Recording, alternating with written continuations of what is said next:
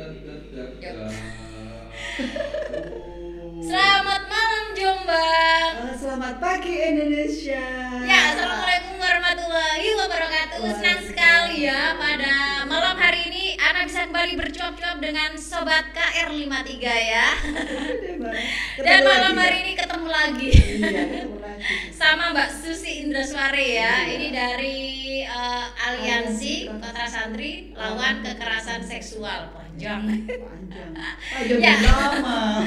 Seperti kasus DPO yang panjang dan lama nggak selesai ya. Ya Mbak Susi, gimana kabarnya malam hari ini? Alhamdulillah sangat sehat sekali. Sangat Habis healing. Habis healing ya. Setelah kemarin ikutin drama nggak sih? Wah, sangat. Ya, edisi hari ini tepatnya di hari Rabu ya, di kalender berapa ini? 6 Juli 2022 ya. Kita kembali mengudara dan kita akan membahas satu tema dengan pastinya ini tema-tema yang lagi hot-hotnya ya di Kota Jombang. Lagi viral. Jadi nggak perlu ditambahin capek sudah harganya. Oh, yes. Ya, dan pada malam hari ini kita akan membahas tentang bagaimana DPO beban sosial banyak pihak. Nah, nanti di dalamnya ada drama yang akan kita bahas. Iya. Ya, sebelumnya mungkin Mbak Susi bisa memberitahukan kita semua ya, bagaimana sih kabar terakhir dari kasus penangkapan DPO MSAT ini? Kabar terakhir membuat kita sangat kecewa ya. Kecewa. Iya. Untuk kesekian kalinya. Untuk kesekian kalinya nggak tahu. Kalau dihitung-hitung ya sekelas Polda atau sekelas ini ya Polda Jawa Timur itu ya 2 kali gagal untuk menangkap DPO.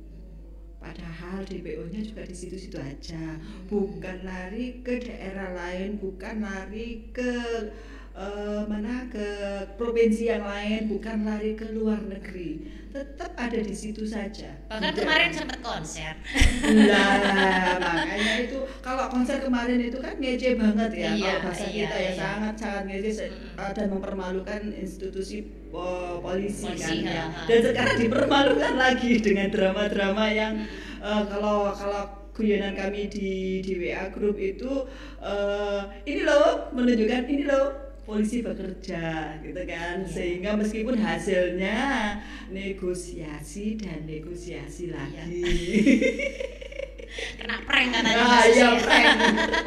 Meme Nah, kalau kita yang harus belum prank. tahu mungkin ya Sobat KR 53 yang ada di rumah, mungkin yang belum tahu sebenarnya kemarin itu proses penangkapannya seperti apa Mbak Susi? Kalau dipantau dari media sosial nih. Iya, kalau kemarin itu hari Minggu kalau nggak salah ya. Tanggal Iya, ya. Minggu itu ada acara, mereka ada acara dan yang saya dengar itu peletakan batu pertama atau apalah, dan salah satunya itu Di pondok situ ya? Iya, bukan di situ, di daerah lain, Oh, di daerah kecamatan lain. lain, ya di kecamatan lain, dan DPO ada di situ. Terus bagaimana kok sampai bocor itu kan, masa sih Polda itu nggak bisa menangkap yang kelas kayak gitu ya? Nangkap teroris saja bisa. Itu dan keberadaannya tak diketahui. Kan yang DPO kan keberadaan diketahui. Kalau teroris itu kan belum diketahui keberadaannya di Dia mana. lari-lari kan. Iya, masih ke sana Sembunyi-sembunyi. ke sini kan itu ya. Terus terjadilah pengejaran yang sudah videonya sudah viral sekali ya, kemana-mana itu ya videonya. Pengejaran di jembatan Ploso ya. yang baru diresmikan itu Iya, kan, baru iya, jadi iya. itu kan. Iya. Nah di situ itu dan salah tangkap juga.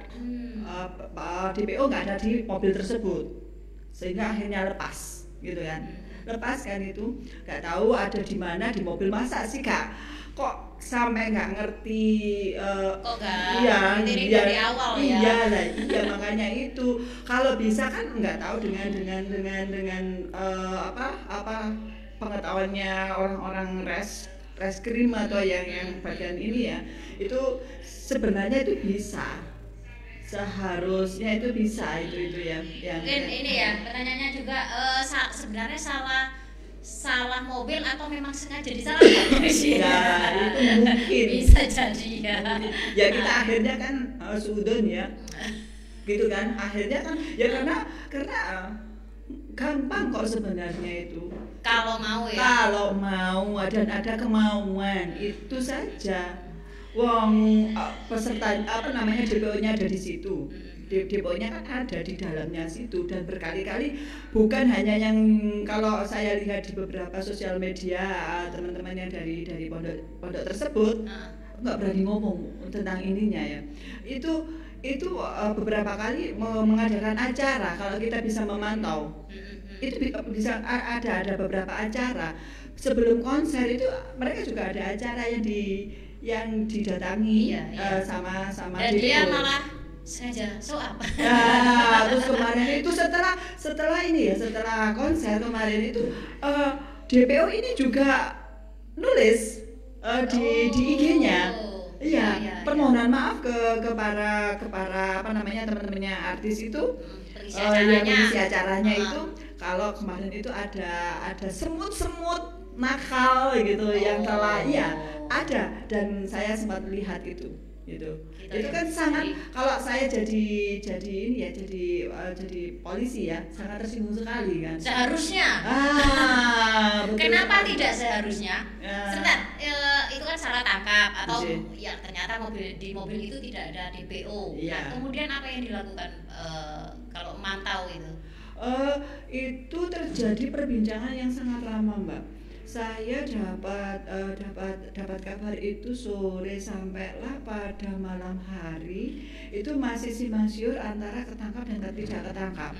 Yang saya memantau terus dan mencari kabar teman-teman yang teman-teman saya yang ada di arena sekitar situ. Karena banyak sekali teman-teman yang Mbak ini ada ikut memantau ikut memantau gitu kan. Kamu di posisi mana gitu kan. Tolong dong aku gitu loh.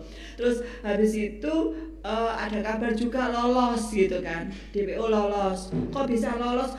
Paling enggak lolosnya juga ke situ, di situ. Iya, di situ-situ lagi. Di situ-situ lagi nggak mungkin dia lolos keluar dari situ karena mereka di mobil 3 itu menuju ke situ. Kalau gitu kan. Pulang gitu ya. Langsung pulang gitu ke rumahnya gitu kan. Nggak mungkin lolosnya kan seharusnya kan bisa dikejar tuh. Kemana ke ini ya mungkin karena banyaknya pasukan mereka yang menjaga sehingga terjadilah gagal tangkap. Kalau ini ya terlepas dari drama tadi ya penangkapan, kayaknya juga ada progres.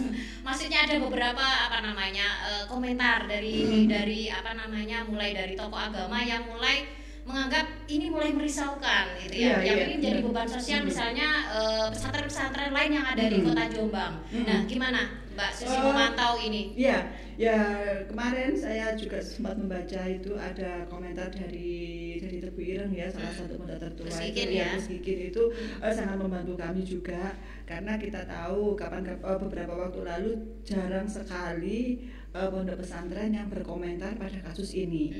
Itu bagi kami di aliansi itu angin segar. Angin segar. Alhamdulillah akhirnya Gus Kikin Tebu Ireng berani berstatement seperti ini gitu kan. Garis besarnya apa yang di statementkan? Kalau saya ini DPO untuk menyerahkan diri. Menyerahkan diri untuk menjaga nama-nama pondok yang lain. Itu yang aku tangkap, Mbak. Itu yang aku tangkap di situ. Memang benar sih dengan adanya kasus ini banyak sekali orang tua yang sudah ketakutan untuk menaruh anaknya ke pondok. Itu yang saya dengar dan saya baca. Beberapa teman saya, aku males mondok anakku karena memang ada ketakutan seperti itu. Nah, kalau selain ini ya, selain Gus Kikin kayaknya beberapa pihak lain ada PBNU dari Muhammadiyah juga sudah mulai berkomentar. Sebagian besar apa ini Mbak yang sama sih kayak sama. Terus tadi itu para Gus ya. Para Gus yang itu Gus itu juga sudah berkomentar tetap semua untuk menyerahkan diri. Kalau memang nggak salah berani dong untuk menampakkan diri, untuk menyerahkan diri.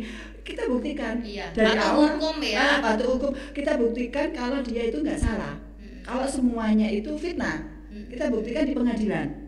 Nah, kita semua bisa kok diselesaikan dengan ini. Kan beberapa waktu yang lalu waktu kita ketemu juga, ya kalau memang nggak salah sih, kenapa sih nggak berani mendatangi Polda? Kenapa sih nggak berani untuk mendatangi, kalau sudah dipanggil berkali-kali, kenapa nggak berani datang? Itu kan suatu tanda tanya kalau kita ini ya. Ya itu juga sempat menjadi ini ya beberapa komen yang di kita podcast sebelumnya ya, menganggap ini fitnah. Makanya itu sudah lengkap kan ya, bukti dan ininya. Jadi enggak, ini fitnah. Enggak fitnah lah. Kalau sudah polisi itu kan juga nggak ngawur ya. Asal, apalagi orang yang cukup berpengaruh. Untuk menetapkan seseorang jadi tersangka itu kan nggak ngawur juga. Terus apalagi menetapkan seseorang jadi DPO kan ya nggak ngawur juga. Makanya itu memang seruan-seruan dari para tokoh-tokoh agama itu untuk segera datangi Polda, selesaikan kasus itu, biar kalau kamu itu gentle, dan karena sudah membawa nama Gus ya, itu yang seharusnya. Kalau enggak ngapain sih takut, kalau kenapa nggak berani ini ya? Iya. Hukum patuhi aja hukum itu, cepat-cepat selesai. Biar kita semua sama-sama tenang. Biar sama-sama tenang. Pondok pesantren juga yang juga tenang kan, soalnya namanya juga ikut kena gitu kan. Gus Ikin itu gebiar uya, akhirnya dianggap semua pesantren seperti itu ya. Iya, jangan digebiar uya gitu kan. Iya. Nah, selain dari ini Mbak ya, dari beberapa komen dan statement dari tokoh-tokoh agama, kayak kalau saya lihat juga ada itu dari Wakil Ketua Komisi 3 DPR Pangeran Hairul Saleh itu juga dari fraksi apa itu Mbak? PAN kalau nggak salah. Itu juga sudah mengeluarkan statement untuk penuntasan kasus ini yang sudah cukup lama, apalagi kemarin juga baru digedok undang-undang apa itu PKS ya. Itu kan harusnya menjadi pukulan keras ya. Karena ini nggak selesai. Iya. Makanya kembali lagi ke ini ya, kalau kemarin dia patuh hukum itu nggak sampai lah sejauh ini kasusnya, nggak sampai lah seluruh Indonesia Raya itu tahu gitu kan Mbak ya. Nah, ini kan semua sudah tahu, tapi dengan catatan mencederai dalam tanda kutip ya, mencederai nama pondok pesantren kan. Masih ada banyak pondok pesantren yang bagus gitu kan. Memang saat ini sorotan tentang kekerasan seksual pada pondok pesantren yang mulai naik lagi kan Mbak. Mulai kemarin itu Jombang belum terselesaikan, muncul lagi Biru, Bandung, muncul yang kemarin itu di mana, di Banyuwangi. Terus ada lagi yang kemarin itu di mana, di Depok. Itu selama dicabuli. Bekasi apa di Depok itu yang Bekasi. Depok kalau nggak salah. Depok itu ada 11 yang mencabuli 6 pengasuh, 5 pengasuh, 1 kakak kelasnya. Iya. Itu kan juga sangat ini kan. Kalau saya bisa ini Mbak ya, ada apa sih dengan pola pendidikan di pondok pesantren? Dan itu harusnya kita juga bisa menerima itu semacam kritikan dan masukan untuk berbenah diri. Jangan sampai ini ditutupin lagi. Kalau kemarin saya lihat di opini yang di kontennya teman saya itu juga ojo cerita nenggone wong tuamu. Sama halnya dengan kasus yang ada di Jombang. Kita selesaikan secara kekeluargaan. Jangan cerita ke orang tua. Ini yang harusnya pondok pesantren juga membuka bagaimana sih komunikasi antara anak dengan pengasuh pondok dengan orang tua, pengasuh pondok dengan orang tua. Itu juga harus clear di situ. Ada komunikasi yang baik gitu loh. Ada komunikasi yang baik. Kalaupun terjadi apa-apa, pondok pesantren juga harus bisa menerima. Ini loh, kenapa anak saya dibeginikan? Kan orang tua memondokkan itu dengan harapan anaknya di situ diperlakukan dengan baik, dan mendapatkan ilmu gitu kan. dan mendapatkan ilmu. Tapi ya itu tadi kalau kemarin itu yang pondok yang gratis banyak kan Mbak, yang itu yang sekarang gratis itu kan ya ini juga warning ke pemerintahan dalam hal ini Kemenak ya, hati-hati dengan pendidikan sekolahan yang gratis. Yang menggratiskan siswanya itu sih. Akhirnya gitu ya. Mungkin niatnya untuk meringankan mungkin orang tua yang kurang mampu, tapi akhirnya malah jadi korban kan, jadi korban juga ya. Seperti itu sih Mbak. Ya ada juga yang ungkapan misalnya yang menganggap oh ini sengaja kita misalnya bahas ini seolah-olah sengaja karena itu fitnah karena tidak suka dengan pondok. Nah mungkin kita harus clearkan ya, kita sama-sama muslim, kita sama-sama senang adanya pondok, tapi pondok yang seperti apa dulu? Apakah pondok yang memang patut kita hormati, memang yang clear, yang maksudnya bersih dari segala kekerasan, ataukah pondok yang seperti apa? Pondok banyak Mbak ya. Saya juga punya 2 keponakan perempuan dan laki-laki yang mondok ya, ada di Bangil sama di Pacet situ. Juga ini juga alhamdulillah dalam sampai detik ini baik-baik saja gitu. Perlakuannya juga baik-baik saja. Jadi komunikasi juga sama orang tua, sama kakak saya, sama adik saya juga bagus juga. Dengan kejadian seperti ini, saya sebagai bulenya itu kan agak khawatir ya, khawatir juga ya, Nduk, saya gitu kan, Nduk, ini ya seperti ini ya, jangan segan-segan untuk dan jangan ini ya, semua ini Mbak ya menjaga ya, jangan sampai kalau keponakan saya jadi korban ya sudah saya hajar mereka itu ya kan gitu kan ya, kayak gini saya juga membela kayak gini kan, ini nggak harus nunggu keluarga kita jadi korban, jadi korban, dan kita harus bisa menerima ada kok kekerasan seksual yang terjadi pada pondok. Dan ini ya memang Mbak, yang kemarin saya juga baca komen-komen dari di Facebooknya KR53 ya, fitnah lah apa? Enggak, ini bukan fitnah. Kalaupun ada urusan keluar itu masalah mereka. Ini korban ini ada, bukan fitnah, bukan rekayasa. Kalau dari pihak sana mengatakan ini fitnah, ya monggo laporkan balik, ada jalur hukum yang bisa mereka tempuh gitu, ada jalur hukum yang bisa mereka tempuh, monggo laporkan balik siapa yang dicurigai ataupun yang ngefitnah itu siapa, di itu aja minimal muncul dulu lah ya. Iya. Sehingga kami yang sebagai pendamping ini juga nggak kena getah. Ini dari apa? Kami mendampingi para pemfitnah gitu, dan kami dapat bayaran, dapat uang atau apalah. Kita benar-benar enggak. Kita tetap ada sisi kemanusiaan. Korban ini yang harus kita selamatkan. Justru kita ingin ini ya, menjaga nama Jombang sebagai kota santri ini. Betul. Tetap bukan kota santri hanya sekedar label, tidak hanya. Iya benar-benar. Saya gini kan. Jangan sampai Jombang sebagai kota santri itu sebagai tagline saja. Nah, itu dia. Jangan hanya sebagai tagline saja. Ada apa-apa kayak kemarin kita sebagai tuan rumah Liga Santri Piala Kasat Piala Kasat itu kan, karena kita disuguhin itu alasannya kenapa di Jombang ini itu berbagai macam alasan. Saya cuma gini, cuman jangan hanya sebagai tagline Jombang sebagai kota santri. Kalau orang di luar yang menilai bisa, kasus itu aja nggak selesai, anak tokoh agama kurang mengerti agama seperti apa, masih seperti itu. Bagaimana dengan yang lain? Akhirnya anak tokoh agama, anak pemilih pondok pesantren itu pelaku, gitu kan. Kalau ini dibiarkan terus, itu akan ini loh Mbak, kayak nulari ya bahasa Jawa nulari ya, mungkin menganggap itu aja nggak selesai. Akhirnya ada kekerasan lagi di pondok yang lain karena merasa dan itu sudah terjadi banyak.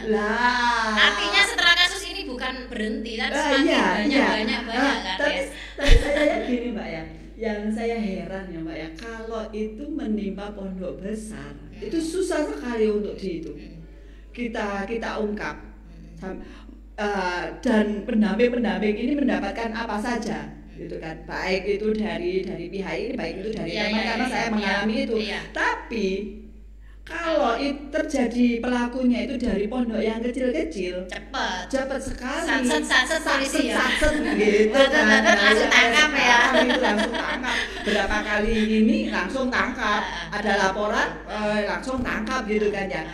Yang kemarin terjadi di Ngoro itu ya Mbak ya, itu kan kasusnya lebih duluan kasusnya DPO ini daripada yang di Ngoro. Itu sekarang sudah putusan, sudah menjalani hukuman. Yang ini kan belum apa-apa.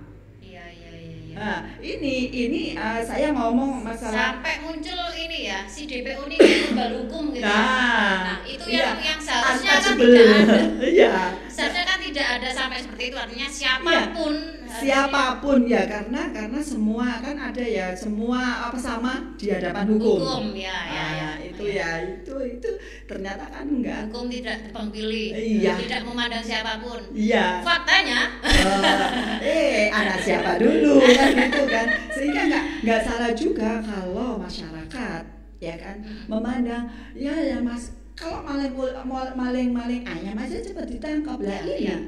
Ini maling masa depan loh. Iya kan? Maling masa depan. Keluarganya si DPO harusnya berempati juga ya. Seandainya ini terjadi pada anak perempuanmu yang diperlakukan seperti itu sudah ada, pertama ada cat yang itu tidak bukan bisa hilang stigma bahwa dia menjadi korban. Dan yang kedua masa depannya pasti itu akan bisa dibayangkan ya. Aku heran kenapa tidak ada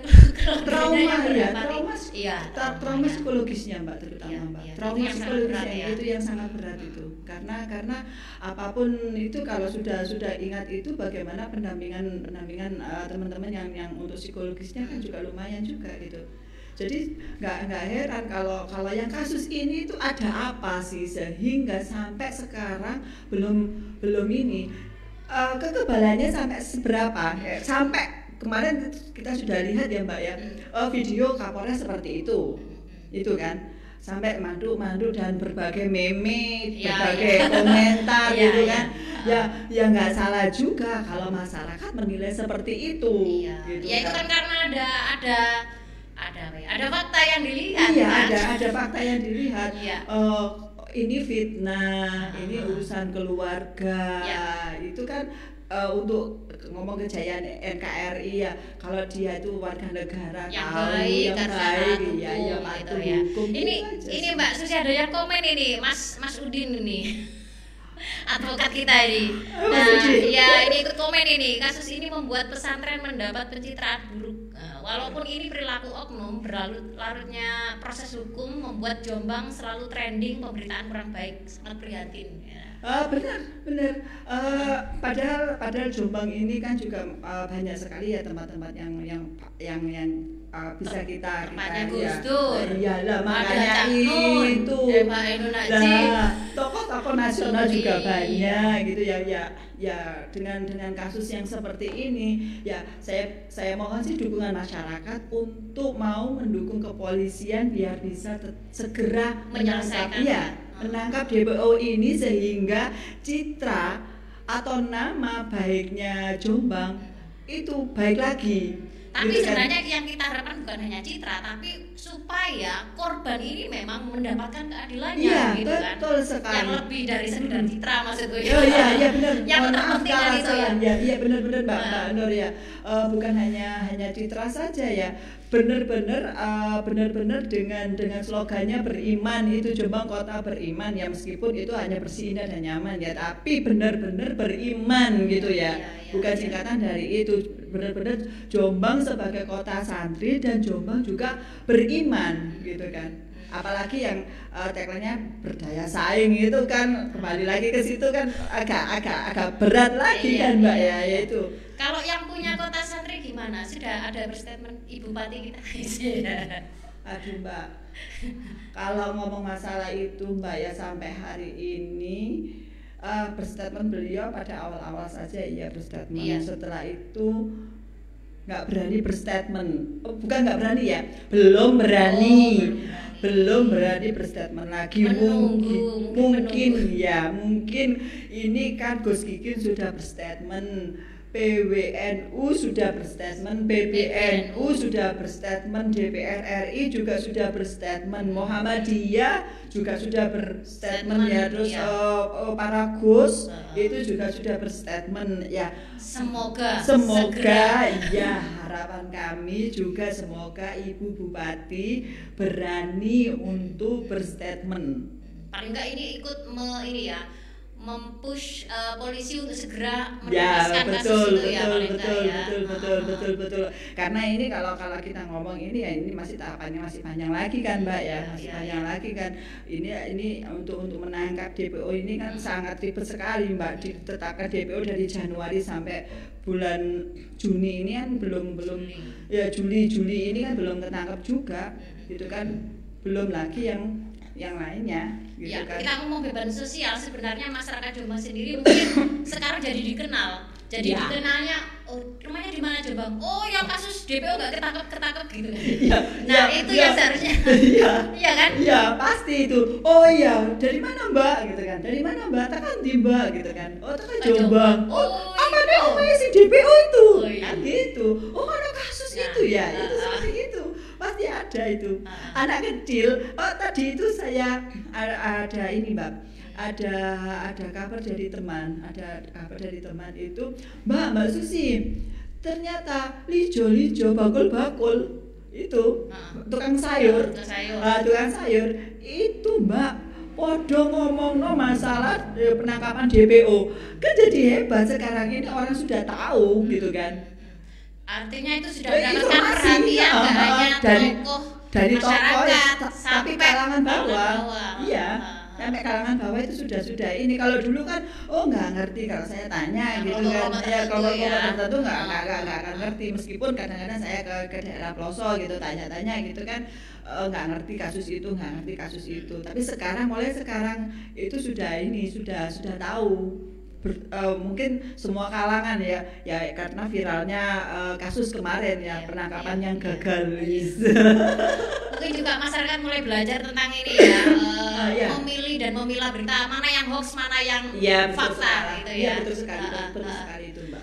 Nah ini sebelum kita akhiri Mbak Susi, mungkin apa yang menjadi harapan Mbak Susi mungkin mewakili teman-teman aliansi ya, yang sejauh ini masih setia mengawal kasus ini, apa sih yang menjadi harapan atau apa sih yang akan dilakukan ke depannya? Tetap kita pada apapun tekanan pada kami, apapun bentuk ancaman pada kami tetap akan mengawal kasus ini sampai selesai, sampai tuntas, sampai korban mendapatkan keadilan.